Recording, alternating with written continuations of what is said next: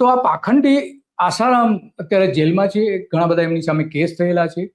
આ આશ્રમના લગભગ 32 જેટલા બાંધકામો તોડી પાડવામાં આવશે, બુલડોઝર ફેરવી દેવામાં આવશે. લગભગ એની કિંમત 500 કરોડ રૂપિયા જેવી થાય છે. આવા 32 જેટલા ગેરકાયદેસર બાંધકામો છે એમની. મૂળ તોડવા પાછળનું કારણ એ છે કે નરેન્દ્ર મોદી અહીંયા કોમનવેલ્થ ગેમ રમાડવા માંગે છે, અને જો એ સારી રીતે પાર પડશે તો પછી ઓલિમ્પિક પણ આવી શકે છે. હજુ કંઈ સત્તાવાર નથી. તો એ બધા માટે સ્ટેડિયમની જરૂર પડે. સ્ટેડિયમ બનાવવા માટે શું કરવું? તો એમાં આજે 3 આશ્રમ અને 1 મંદિરનો ત્યાં ભોગ લેવાઈ રહ્યો છે. તો આ મૂળ વાત એની પાછળનું એનું કારણ છે. અગાઉ મ્યુનિસિપલ કોર્પોરેશને નોટિસ પણ આપેલી હતી અને એની જે ઇમ્પેક્ટ ફી હતી, ઇમ્પેક્ટ ફી પણ મંજૂર કરી હતી. તો આવું પણ થયું હતું. તો ભાજપે આસારામને છોડી મૂકવા માટે અગાઉ માગણી પણ કરી હતી. ભાજપના અનેક નેતાઓ ચૂંટણી મત મેળવવા માટે જતા હતા. પ્રદેશ પ્રમુખો, મોટાભાગના પ્રદેશ પ્રમુખો નરેન્દ્ર મોદીના સમયમાં હતા ત્યારે કેશુભાઈ પટેલ અને ભૂપેન્દ્ર ચુડાસમા પણ ત્યાં જતા હતા. વજુભાઈ વાળા પણ દેખાય છે ઘણા વિડીયોમાં. તો આ મૂળ વાત છે કે એક સમયે મતની જરૂર હતી ત્યારે આજ નરેન્દ્ર મોદી એમની આશ્રમમાં જતા હતા. જોઈએ જ્યારે એ મોદી સીએમ બન્યા કે તરત જ ત્યાં ગયા હતા. જોઈ સાંભળી. એ મહાન પરંપરાની એક અમૂલ્ય કડી છે અને 21મી સદીના આરંભમાં આપ જુઓ એવું તે શું કારણ છે કે લાખોની મેદની ગાંડી થાય છે.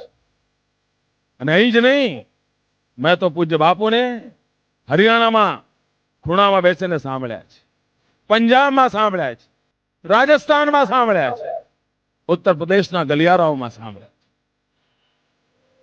સમગ્ર રાષ્ટ્રમાં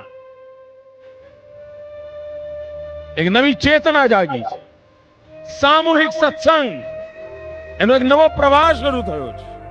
મને લાગે છે કે 21મી સદીમાં ભારતને જે જવાબદારી નિભાવવાની છે, જે ભૂમિકા નિભાવવાની છે, એની પીઠિકા તૈયાર કરવાનું કામ ફરી એકવાર પૂજ્ય આશારામ બાપુ જેવા અનેક ઋષિઓ મનીષીઓ કરી રહ્યા છે.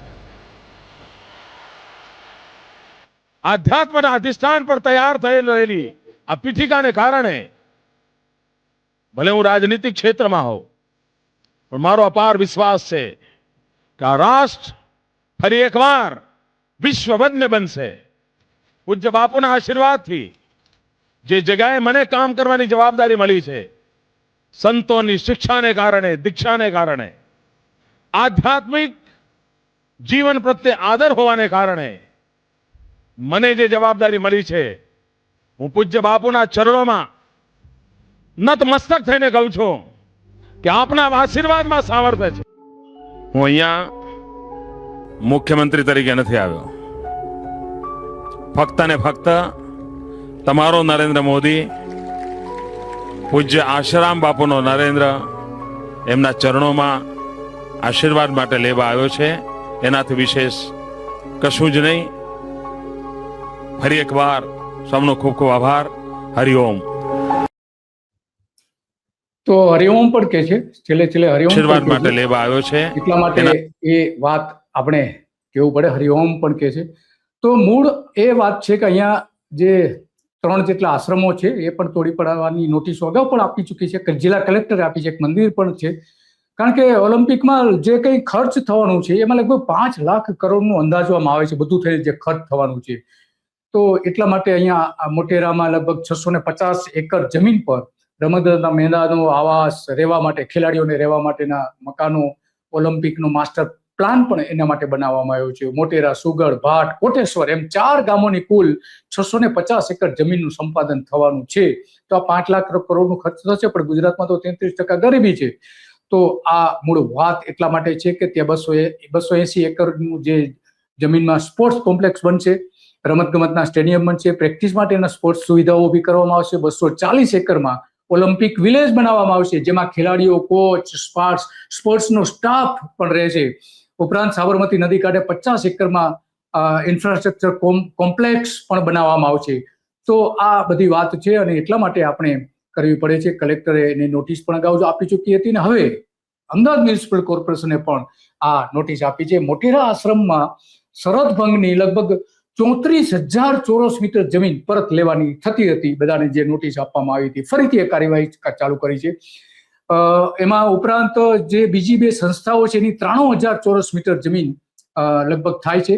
તો આસારામની જમીન 34,000 ચોરસ મીટર જમીન, ભારતીય સેવા સંઘની 81,000 ચોરસ મીટર જમીન, સદાશિવ પ્રજ્ઞા મંડળની 12,000 ચોરસ મીટર જમીન આ રીતે પરત મેળવવાની થાય છે. જોઈએ આપણે મોદી સાહેબે બીજું પણ શું કહ્યું હતું. बापू के आशीर्वाद मुझे मिलते रहे हैं.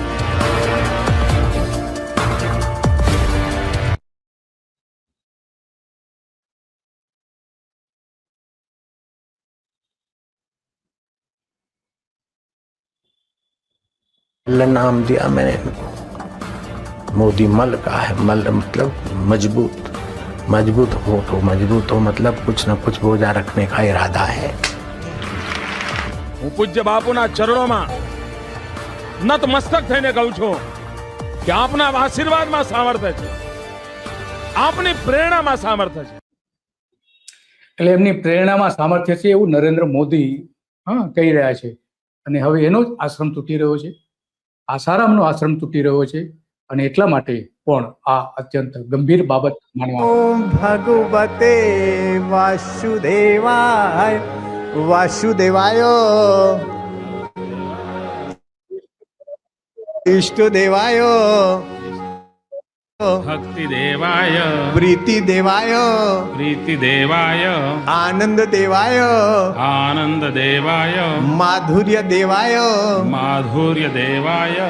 ओम नमो भगवते वासुदेवाय.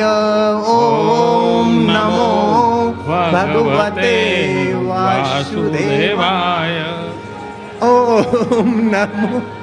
આ કેવું સંગમ છે. ધર્મ સત્તા રાજ સત્તા જ્યારે મળે ને તો પ્રજાનો બેડો પાર થઈ ગયો. સમજો, હું કેદું નો કહેતો ભાઈ, કેદું નો કહેતો, પણ હવે મને મારો શિવો મળ્યો. સમર્થ રામદાસ ના વચન. नारायण नारायण ताकत का दुरुपयोग करते हुए बापूजी को फंसवाया. एक छोटा सा मात्र हल है, उनको उनकी लोकसभा में हरवा दिया जाए. आप लिख लीजिए, 24 घंटे में बापूजी बाहर आ जाएंगे. किसी भी संसदीय क्षेत्र में, और अगर वो क्षेत्र में अपने संसदीय क्षेत्र में, और अगर वो सकता है अपने संसदीय क्षेत्र भाई हार सकता है, अपने भाई हार सकता है, अपने भाई हार सकता है अपने संसदीय क्षेत्र में, और अगर वो हारा मैं गारंटी करता हूं दूसरे दिन बापूजी बाहर आ जाएंगे. किसी तीसरे ने नहीं फंसाया. ईसाई मिशनरियों की औकात नहीं है कि बापूजी पे हाथ डाल देती. मैं आपको प्रमाण देता हूं, चैलेंज करके कहता हूं. आप अमित शाह के साथ मेरी मीटिंग करा दो 1-to-1 5 आदमियों के साथ. अमित शाह क्या बोलता सुन लेना. बोलेंगे इस विषय पे बात मत करो, हम नहीं सुनना चाहते ना, आपके वोट चाहिए हमें. તો આ પણ વાત છે. સાધુ સંતો જે વિરોધ કરે છે એ પણ એમાં આપણે જોઈ શકીએ છીએ. આ આશ્રમ છે